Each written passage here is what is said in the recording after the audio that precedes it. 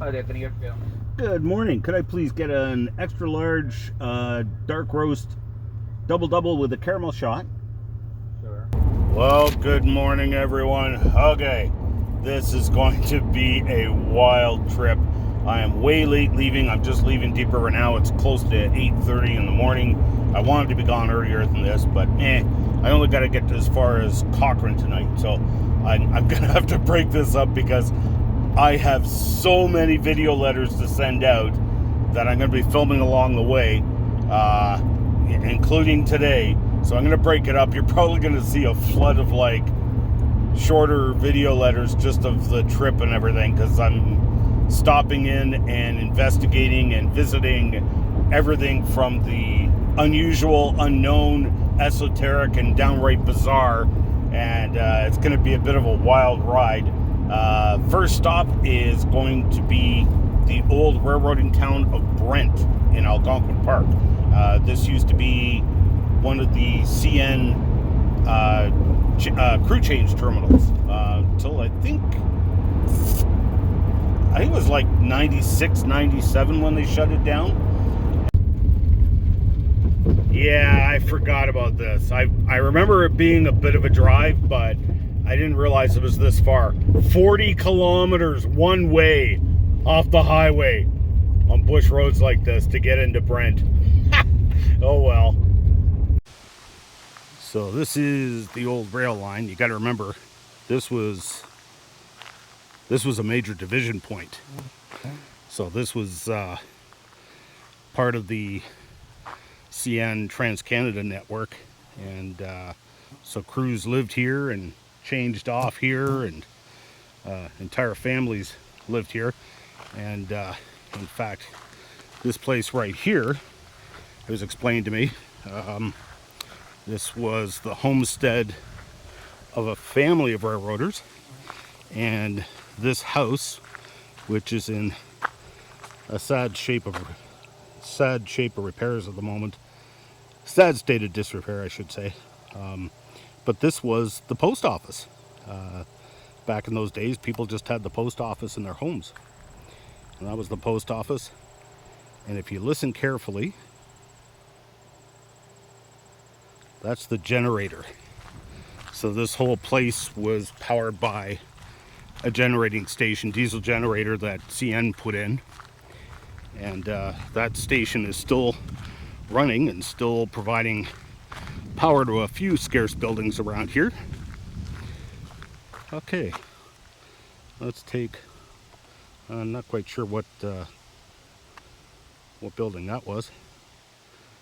I'm assuming it's just someone's cabin. So let's take a hike down the old rail bed.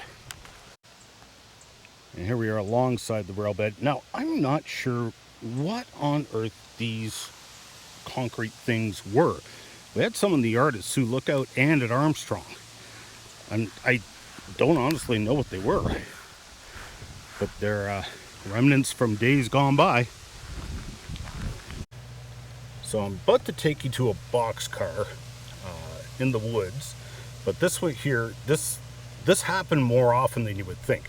This is actually a home. It's a boxcar that's been converted into a home. Canadian Northern 58424. I'm pretty sure the boxcar back there is CN. Oh, it says CNR there.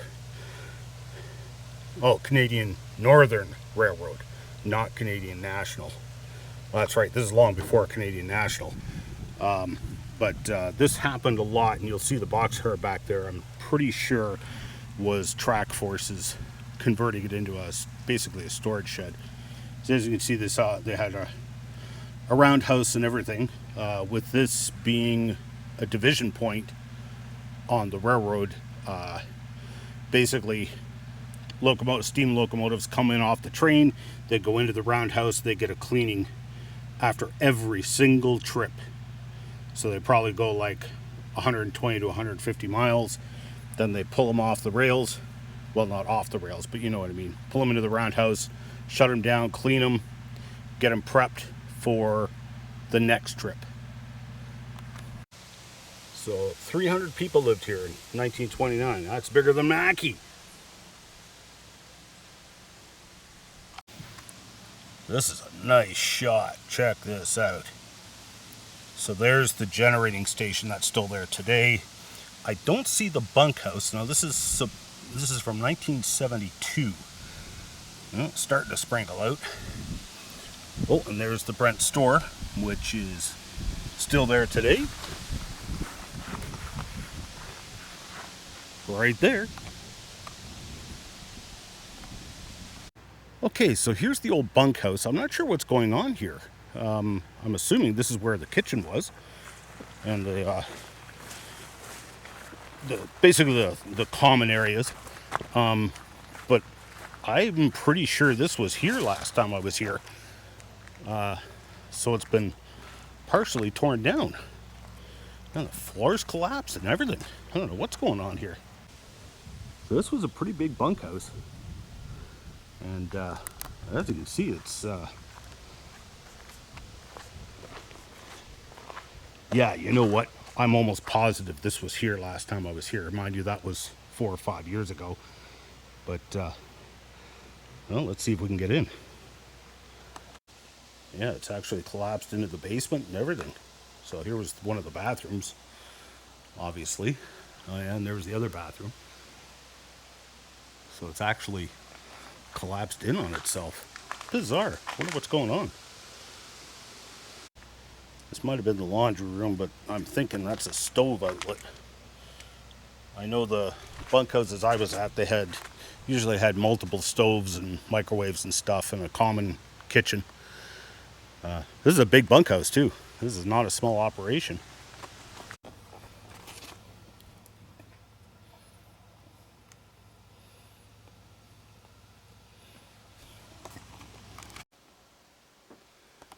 Look at this. I don't understand how all this happened. So it looks like, I guess, this outer wall collapsed and it just wound up taking out. This must have been an addition or something. And so it took out the addition, which is too bad. I don't know how much you can see back there. I screwed up. I wanted it on a wide angle. I had to put it in on zoom.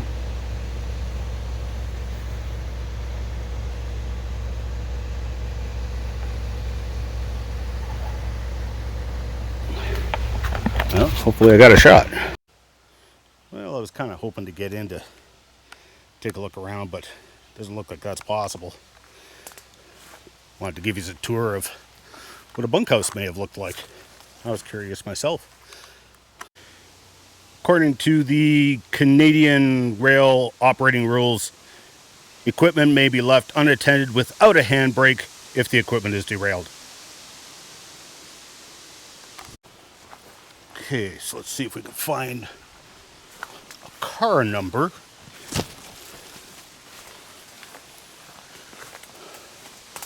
I am not seeing a car number anywhere. Yep, let's scope it out again. Okay, well this is definitely CN. There may be an R there, but I don't think so. And it looks like 406463. So this is not the same boxcar that was in that picture. But I mean, the trucks are gone. I mean, this thing's been on blocks for a while.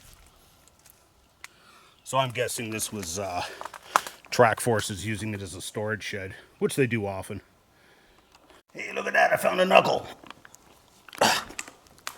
It's so buried in the ground I can't even pull it out. Yep, definitely gone bad. Type E or type F? Type S.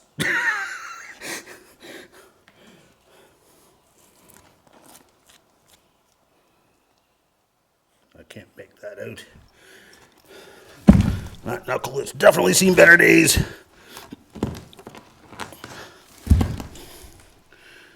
Oh, here we go. Type E.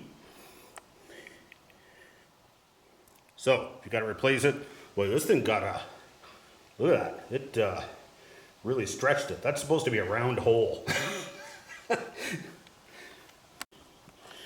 It's dark in here. but I came prepared. Let there be light.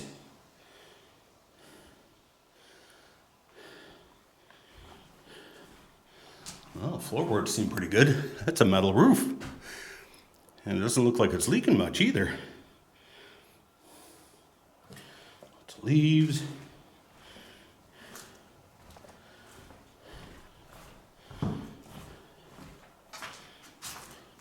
Little bee's nest. Cool.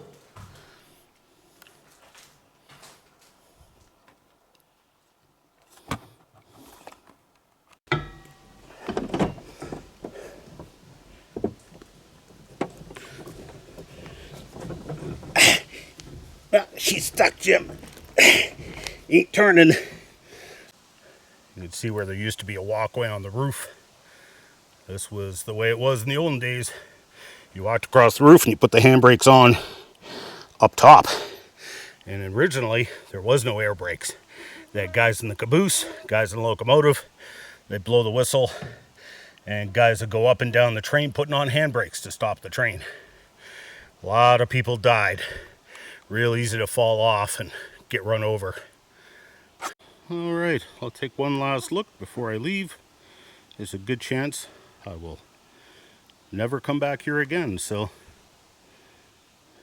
take lots of pictures.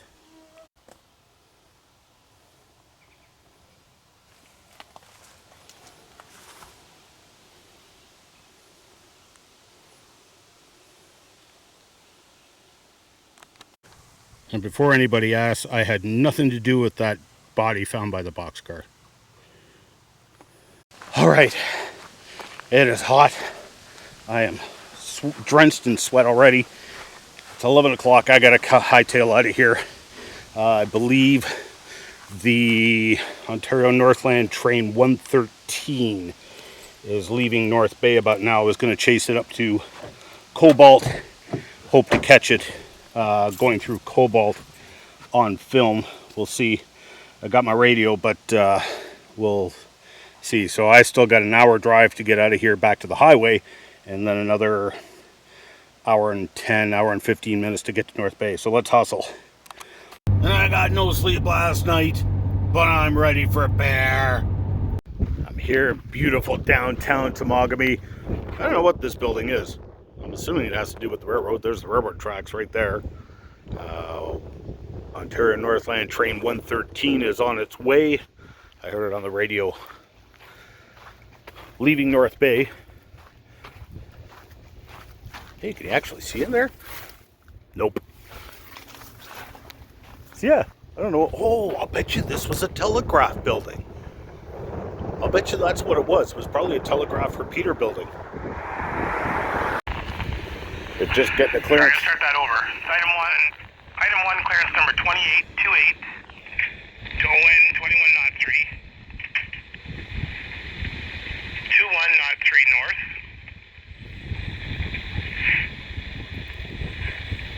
Item 5, proceed from mile 93.64. 93.64. Temagami sub.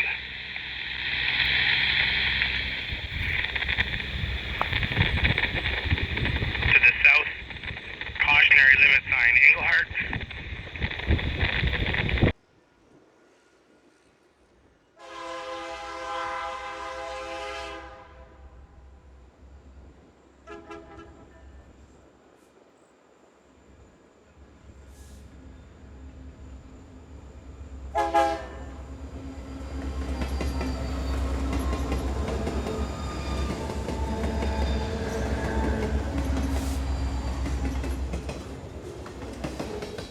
Well, I was going to take a shot from up there. That was a beautiful wood truss bridge. They've torn it down and replaced it with a boring concrete one. And they're still building it, so I can't even get up there to get the shot. And 113 is coming around the corner, but they got to stop in about 2 miles for a foreman, unless they get clearance. Here we are, beautiful downtown Cobalt. 113 is coming to a stop because foreman hasn't given them clearance yet. There's one of their heritage units. And an old KIS? I can't even make out what that was. Oh, the train station's for sale if anybody wants to buy it.